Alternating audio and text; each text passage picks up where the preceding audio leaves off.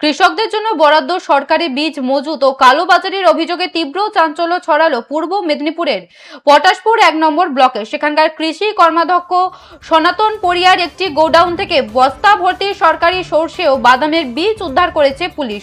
অভিযোগ, ধানের গোডাউনের আড়ালে দীর্ঘদিন ধরে এই সরকারি বীজ ও কৃষি উপকরণ মজুত রেখে খোলা বাজারে বিক্রির চেষ্টা চলছিল। স্থানীয় বাসিন্দাদের দাবি, পুলিশ, বিজেপি মন্ডল সভাপতি প্রসেনজিৎ শাহ ও দলীয় কর্মীদের উপস্থিতিতে ওই বীজ বাজেয়াপ্ত করা হয়। এই ঘটনাকে কেন্দ্র করে তৃণমূলের বিরুদ্ধে সুর চড়িয়েছেন কাথি সাংগঠনিক জেলা বিজেপির নেতা সুকান্ত প্রধান। তার অভিযোগ, সরকারি সম্পত্তি আত্মসাৎ করা তৃণমূলের সংস্কৃতিতে পরিণত হয়েছে।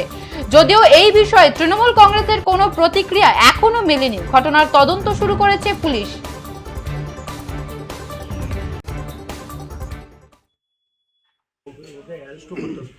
আপনারা আইনানুগ ব্যবস্থা নিন একদম গভর্নমেন্টের।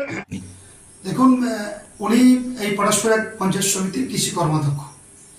সাধারণ কৃষকের যে ফসল এবং তার যে বীজ, যেগুলো কৃষকরা সরকারের কাছ থেকে বিনা পয়সায় তিনি চাষের জন্য পেতেন, তিনি কৃষি কর্মাধ্যক্ষ থাকা অবস্থায় সেগুলো কৃষকদের প্রদান না করে উনি নিজের তার যে শস্য ভাণ্ডার নামে গুদাম ঘর করেছেন, ধান ব্যবসার নামে সেখানে ওই জাতীয় উপাদানগুলোকে, সরষে বীজ, বাদাম, মটরশুঁটি প্রভৃতিগুলোকে মজুত করে কালোবাজারি করে উনি বিক্রি করতেন এবং সেটা এখনো পর্যন্ত তার গুদামে আছে। আজকে এলাকার মানুষ তিনারা নজরে এনেছেন, পুলিশ প্রশাসন এসেছেন, আমাদের প্রিয় মন্ডল সভাপতি প্রসেনজিৎ ভাই ছিলেন, আমাদের ওখানকার নেতৃত্ব সত্যেন মহাদেব তিনারা ছিলেন, আমরা ওখানে গিয়েছিলাম।